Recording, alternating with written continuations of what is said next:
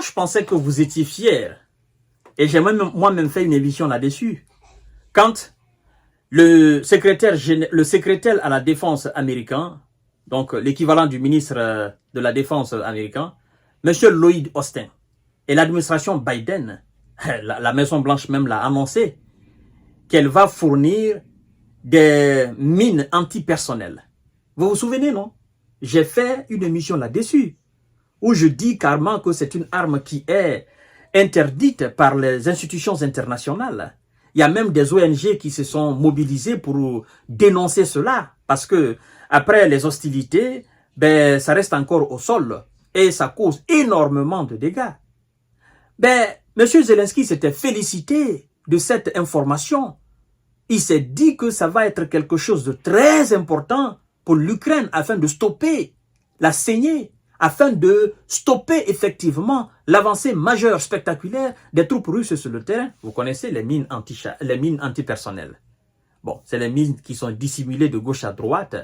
Et quand vous marchez dedans, là-dessus, ça fait énormément de dégâts. Aujourd'hui, en fait, si c'était...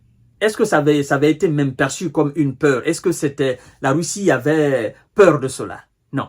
Je crois d'ailleurs là-dessus, la Russie n'avait pas fait de communication.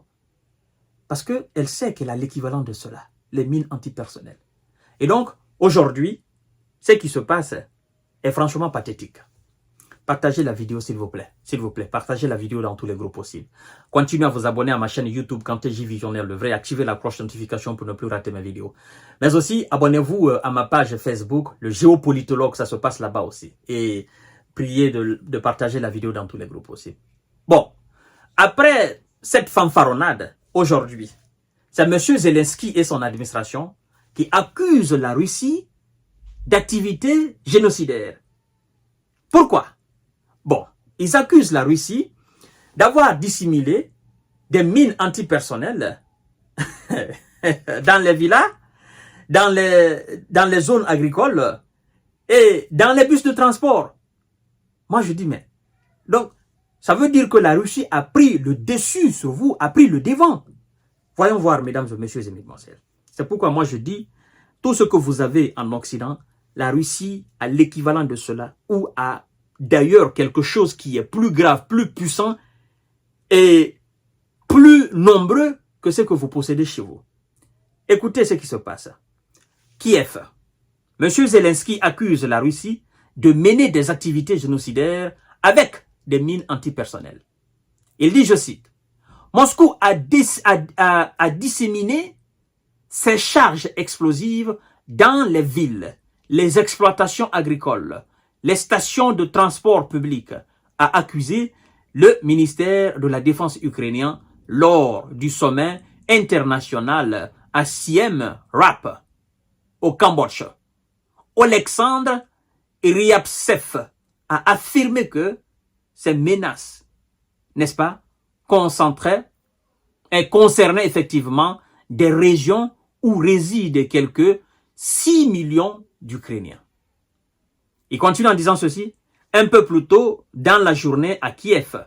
Vous comprenez? Kiev a annoncé qu'elle renonçait à son engagement de détruire ce qu'il reste du stock, n'est-ce pas, de près de 6 millions de mines antipersonnelles héritées de l'époque soviétique pris dans le cadre de la Convention d'Ottawa. Alors, à Siem Reap, plus d'une centaine de personnes ont manifesté aux abords du sommet pour rappeler l'horreur, n'est-ce pas, provoquée par ces munitions antipersonnelles qui éliminent majoritairement des civils, très longtemps parfois après la fin des hostilités, n'est-ce pas, militaires. Alors, voyez-vous, il y avait un accord avant même le début de cette opération, parce que Kiev garde encore des mines antipersonnelles de l'ère soviétique, quelques 6 millions. Et les États-Unis ont dit qu'ils vont fournir les missiles antipersonnels à l'Ukraine, ajoutés à ces 6 millions dans les conditions normales que l'Ukraine devrait détruire. Et donc l'Ukraine dit dorénavant qu'elle ne va pas détruire et qu'elle ne pense pas si elle va respecter son engagement de destruction de ses missiles antipersonnels. La question est de savoir, la quantité que la Russie a, est-ce que Kiev est au courant de cela? La quantité de missiles antipersonnels que la Russie a, est-ce que les États-Unis sont au courant de cela? Leur capacité de fabrication de ces missiles antipersonnels, est-ce que les Occidentaux sont au courant de cela? Est-ce qu'ils savent que jusqu'à aujourd'hui, la Russie fabrique ou la Russie a la capacité de les fabriquer? Alors, vous étiez très joyeux de l'information quand le ministre de la Défense américain a dit qu'ils vont fournir et que ça va vous aider. Vous-même, M. Jalalian, vous avez dit que c'est une très belle nouvelle, que ça va vous aider sur le terrain, que ça fera peur aux militaires russes. Mais non, ne vous laissez pas emballer par des informations comme ça, là. Vous savez, les États-Unis savent que la Russie a des dizaines ou des centaines de machines de destruction des missiles, des mines antipersonnelles. Des gens qui ont conçu une machine spécifique de pose de missiles, tel un tracteur qui cultive, qui laboure. Vous comprenez? Nous tous, nous avons vu ça sur la télé, à la télévision, où il y a une machine carrément qui pose des bombes en avançant, qui pose des mines, qui pose des mines, qui pose des mines, qui pose des mines. Bon. Quelqu'un qui a conçu une machine comme ça, pensez-vous que ce dernier est capable de ne pas concevoir une machine capable aussi de déminer? Évidemment, c'est la moindre des choses pour lui. Voilà, alors, mesdames et messieurs, c'est l'Ukraine maintenant qui accuse la Russie d'avoir posé ces missiles, ces mines antipersonnelles dans les villas, les lieux publics de transport, machin, les zones agricoles. Écoutez, le jour que vous serez fatigué, vous allez arrêter toute cette guerre-là.